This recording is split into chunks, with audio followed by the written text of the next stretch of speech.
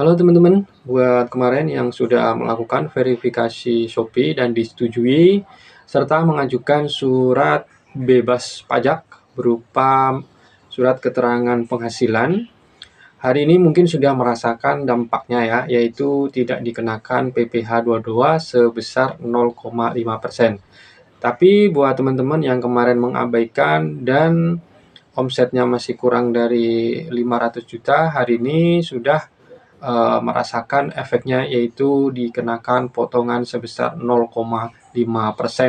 Hari ini lebih mengejutkan lagi ya, ketika saya membuka verifikasi data saya kemarin, saya iseng membuka, ternyata di situ sudah ada perubahan ya, yang mana kemarin itu yang diperlukan cuma KTP dan rekening bank atas nama sama, serta NPWP yang masih bersifat opsional. Kali ini tanggal 1 Agustus 2026, di situ ada lagi satu kolom yang harus diisi, yaitu NIB.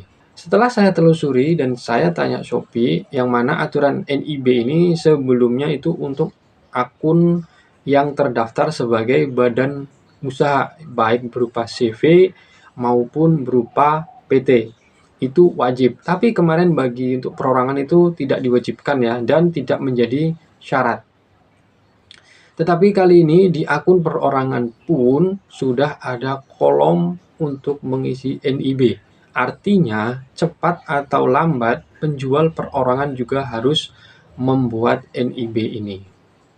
Cara membuatnya gimana sih? Nanti akan saya jelaskan. Saya akan bahas dulu kenapa sih Shopee ini meminta NIB ini. Alasannya jelas, Shopee ingin mengikuti aturan dari pemerintah, yang mana baru-baru ini pemerintah melalui Permendag dengan aturan nomor 19 tahun 2026 itu mewajibkan seluruh penjual atau orang yang melakukan aktivitas usaha wajib memiliki NIB ya. Jadi aturan baru ini mewajibkan siapa saja yang berjualan atau yang melakukan usaha baik di offline maupun di online, utamanya pada kali ini itu wajib memiliki NIB.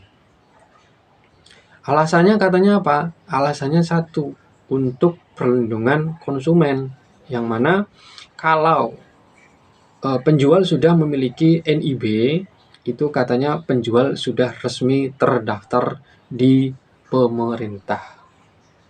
Berarti kita-kita yang belum punya NIB itu penjual belum resmi ya, alias penjual ilegal katanya. Menurut peraturan Permendag nomor 19 tahun 2026 ini. Kemudian yang kedua, pemerintah itu sebenarnya ingin melakukan pendataan kepada rakyat-rakyatnya, siapa saja sih yang melakukan usaha, berapa sih penghasilannya. Tujuannya sudah jelas, arahnya sudah jelas, nggak perlu saya sebutkan ya. Teman-teman sudah tahu sendiri. Kemudian selain pendataan dan perlindungan konsumen, juga katanya untuk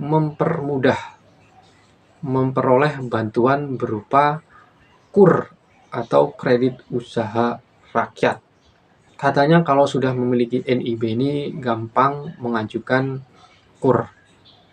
Dalam kenyataannya teman-teman tahu sendiri ya. Dan yang terakhir yaitu katanya pemerintah ingin melindungi produk lokal, yang mana produk lokal ini diatur dalam KLBI yang diterbitkan oleh pemerintah ya melalui Permendag ini. Berdasarkan pasal 4 ayat 4 itu ada beberapa poin penting yang diatur dalam peraturan ini. Poin yang pertama yaitu adalah wajib menolak. Saya ulangi, wajib menolak penjual yang tidak mempunyai NIB. Jadi di platform e-commerce ya, baik Shopee, Tokopedia, TikTok ataupun Lazada itu sudah diberikan otoritas atau kewenangan menolak seller atau penjual perorangan yang tidak mempunyai NIB. Jadi kalau tidak punya NIB, marketplace atau e-commerce sudah berhak memberikan penolakan. Jadi nanti ke depannya tidak akan bisa berjualan lagi tanpa NIB. Kemudian NIB ini berlaku untuk siapa sih?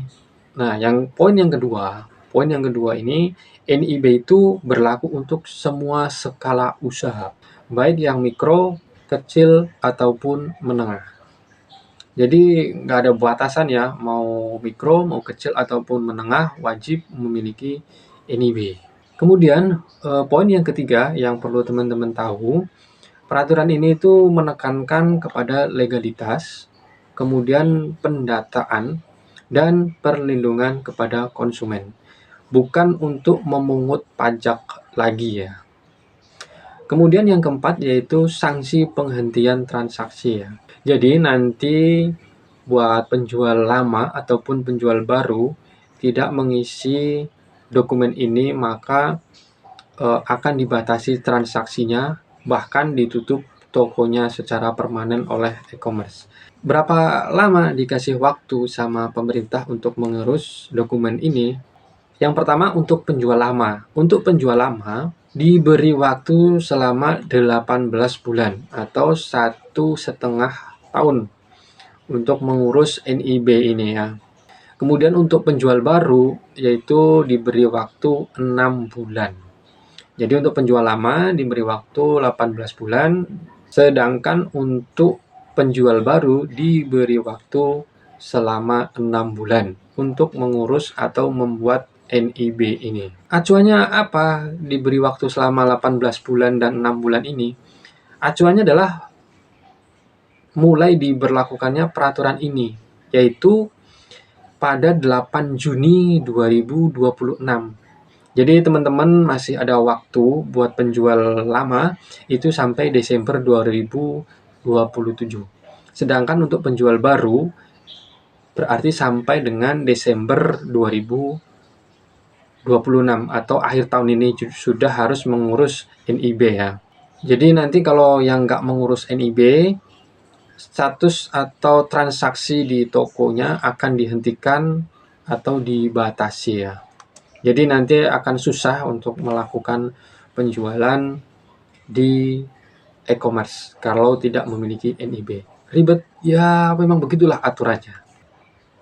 Dan perlu teman-teman ketahui ya, pembuatan NIB ini gratis, instan, secara online ya. Jadi tidak ada pungutan biaya. Teman-teman bisa mendaftar di website oss.go.id.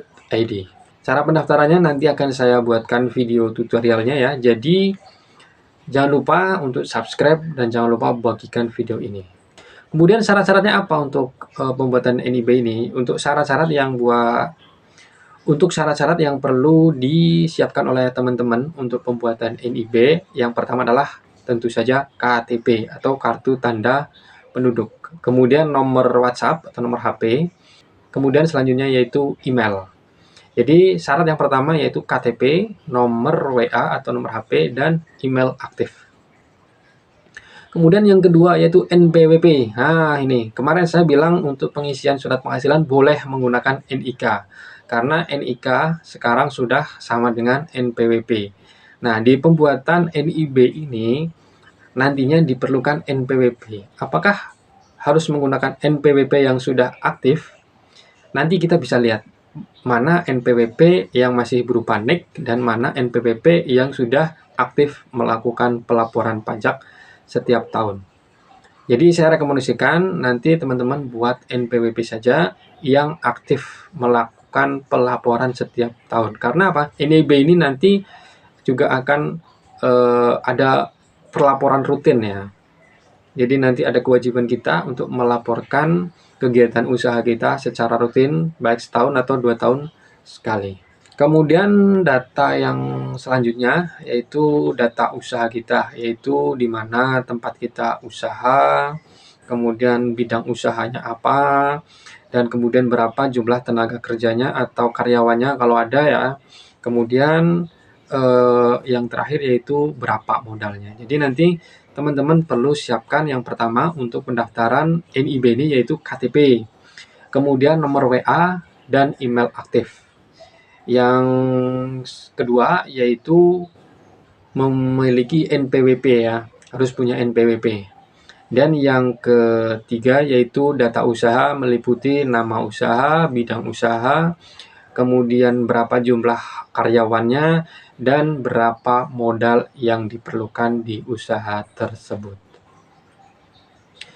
Jadi itu ya untuk syarat-syarat yang teman-teman nanti persiapkan untuk pendaftaran NIB-nya. Nah, sementara videonya sampai di sini dulu ya. Untuk cara pembuatan NIB, saya buatkan videonya tersendiri ya. Jangan lupa untuk subscribe dan bagikan video ini agar teman-teman tidak ketinggalan informasi terbaru dari channel ini. Terima kasih sudah menyaksikan video ini. Sampai jumpa di video berikutnya.